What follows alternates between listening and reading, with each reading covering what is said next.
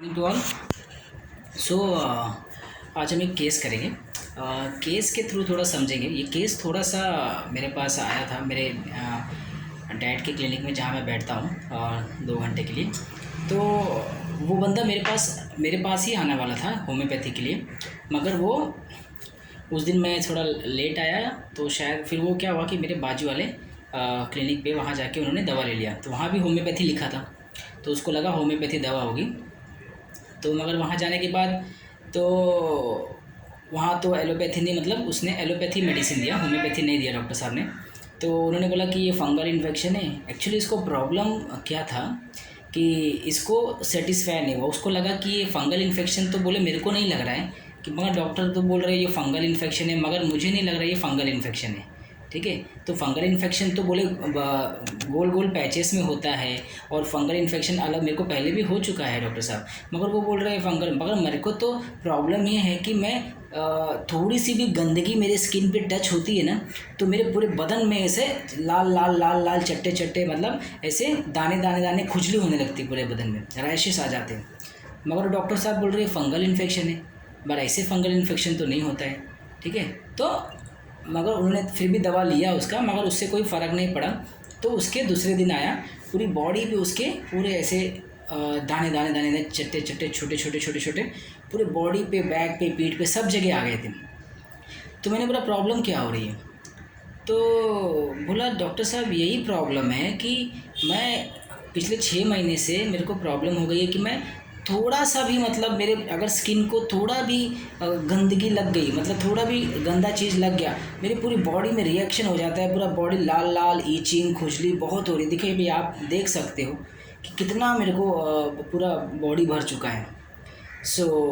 मैंने बोला मतलब क्या हो रहा है गंदगी? मतलब बोले सर कोई भी, अभी देखो मैं रूटीन काम करता हूँ, नल में जाता हूँ, पानी मुझे लगाना पड़ता ही है, वो मेरा रूटीन का काम हो गया है। तो पाइप लगाने के लिए थोड़ा भी अगर गंदा चीज़ या गंदा पानी कुछ भी लग जाए तो तुरंत बॉडी में, और रोज़ होता है मेरे को, क्योंकि मैं उससे बच ही नहीं पा रहा हूँ। और मैं कहाँ कहाँ बचाऊँगा ना डॉक्टर साहब, हर जगह तो मैं बचा नहीं सकता ना, कैसे बचाऊँ मैं? कहीं ना कहीं कुछ ना कुछ लगता ही है। थोड़ा भी गंदा पानी, गंदगी, डर्टी चीज़ या कचरा कुछ भी हाथ पे टच हुआ तो पूरी बॉडी पे रिएक्शन हो जाता है, और फिर वो रहता है 2 दिन 3 दिन, फिर उसके बाद जैसे ही कम होता है फिर हो जाता है, यही चल रहा है। तो मैं थोड़ा सा सोच में पड़ गया कि मेरा यार थोड़ा भी गंदगी नहीं सहन हो रही है। तो मैं बोला ऐसे आखिर मैटर क्या है, मतलब राज क्या है इसके पीछे कि बॉडी इतना सेंसिटिव है, इतनी डर्टी से इतना सेंसिटिव कैसे हो गया? तो मैंने उसको पूछा कि अच्छा पहले बहुत साफ़ सफाई रखते थे क्या, मतलब बहुत गंदगी आपको पसंद है? बोले साहब वो तो मेरे मन में है ही डॉक्टर साहब, मुझे चलता ही नहीं है गंदगी, बार बार हाथ धोना और बार बार ये करना, मुझे साफ़ सफाई लगता है एकदम अच्छे से, मगर कुछ भी थोड़ा भी कहीं से आया तो मैं हाथ पैर पूरा अच्छे से धो लेता हूँ, दिन में 4-5 बार 6 बार कर लेता हूँ, तो मुझे चलता ही नहीं है, मतलब चीज़ें सहन नहीं होती मेरे को, ऐसा चीज़ें यहाँ वहाँ पड़ी रहे मेरे को पसंद ही नहीं है। तो ये पहले से मेरा नेचर रहा है। तो मैंने बोला ठीक है। तो अब ये क्या हो गया कि इतना बोलने के बाद तो आई वॉज श्योर कि मेडिसिन तो मुझे समझ में आ गई। तो मगर आप देखिए किस तरह से डिजीज़ ट्रैवल करती है माइंड टू फिज़िकल पे। तो माइंड में ऑलरेडी उसकी इतना फास्टिडियसनेस है, इतना सेंसिटिविटी टू डर्ट्स है, तो बॉडी क्या कर रहा है?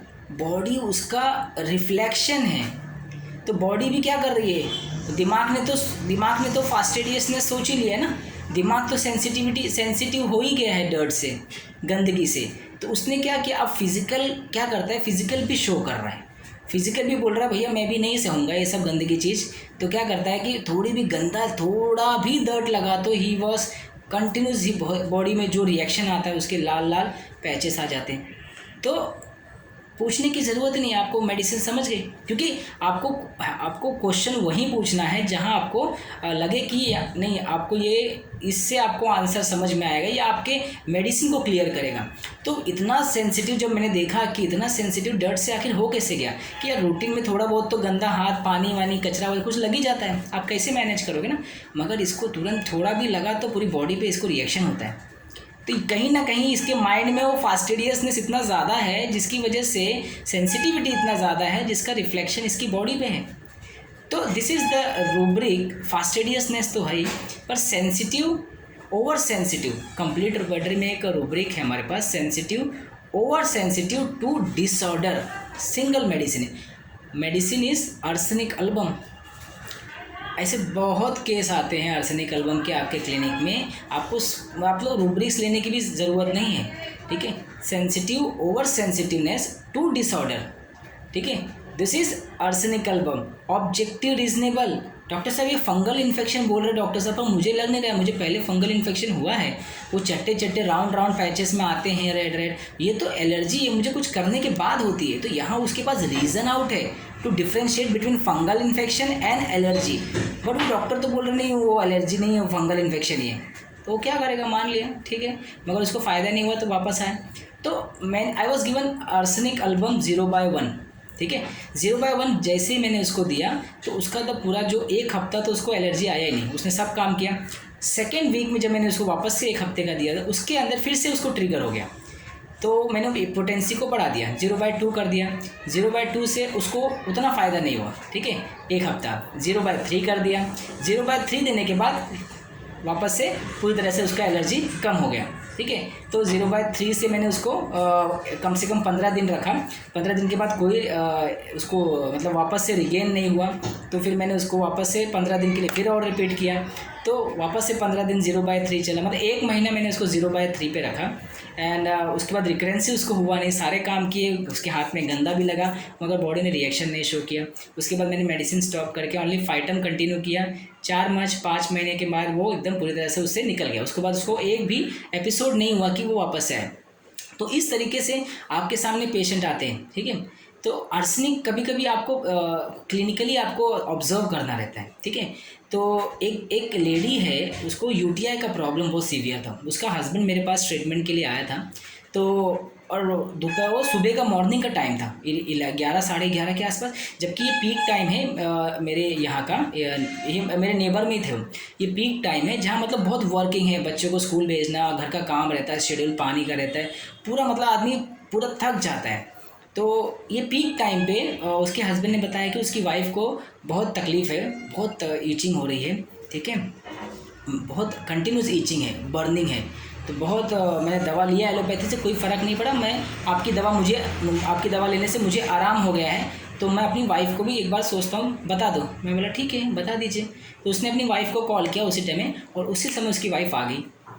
एंड जैसे ही वो एंटर हुई एंड बाल वॉज एकदम फुल, एकदम टाइट, एकदम अच्छे से बाल बांध के, लिपस्टिक लगा के, पाउडर वाउडर लगा के, एकदम साड़ी एकदम वेल बैलेंस्ड, ठीक है। जबकि ये पीक टाइम पे, इतना पीक आवर में इतना अच्छा मेंटेन, 10 मिनट के अंदर उसने फटाफट तो मुझे लगा शायद ठीक है अभी इतने टाइम पे कैसे 11 बजे भाग के आएगी, वो भी भाग के 10 मिनट में ही पेशेंट आया मेरे पास।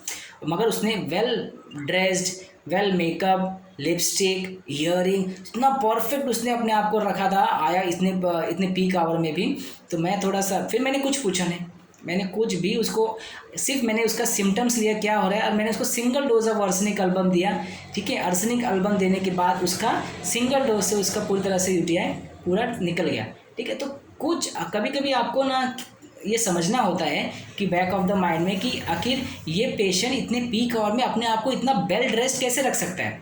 तो आर्सेनिक का हमेशा आप याद रखिए कि arsenic is a well presentation जो होता है आर्सेनिक एल्बम का, कि वही सबसे बड़ा इंपॉर्टेंस होता है कि आर्सेनिक अपने आप को प्रेजेंट उस तरीके से करता है कि ऐसा लगता है कि बस इसमें कोई कमी नहीं है, ठीक है, इसमें कोई कमी नहीं है, एकदम आपके सामने परफेक्ट फाइल अच्छे से लगा के आएगा, सिस्टमेटिक लगा के आएगा, एक पन्ना एक नंबर वाइज सिस्टमेटिकली रहेगा, साड़ी एकदम परफेक्ट रहेगी, पिन एकदम परफेक्ट रहेगा, हेयर एकदम परफेक्ट रहेगा, सब कुछ एकदम परफेक्ट रहेगा, ठीक है, नीट एंड क्लीन, ठीक है।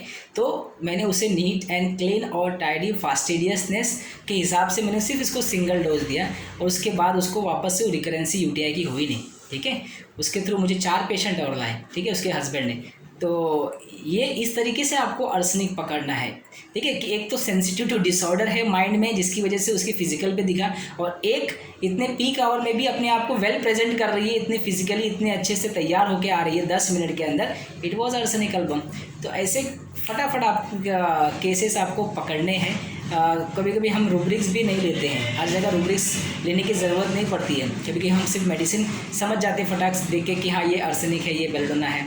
तो इस तरीके से आपको अपने आप को ऑब्ज़र्व करना है पेशेंट के अंदर, ठीक है, सिचुएशन को ऑब्ज़र्व करना है, वो प्रेजेंट टाइम क्या है जहाँ पेशेंट आपके सामने आ रहा है और पेशेंट कैसे प्रेजेंट कर रहा है, ठीक है, वो बहुत इंपॉर्टेंट होता है। तो thank you so much, this is a short case of arsenic album. तो होपफुली आप इसको ज़रूर ऑब्ज़र्व करेंगे।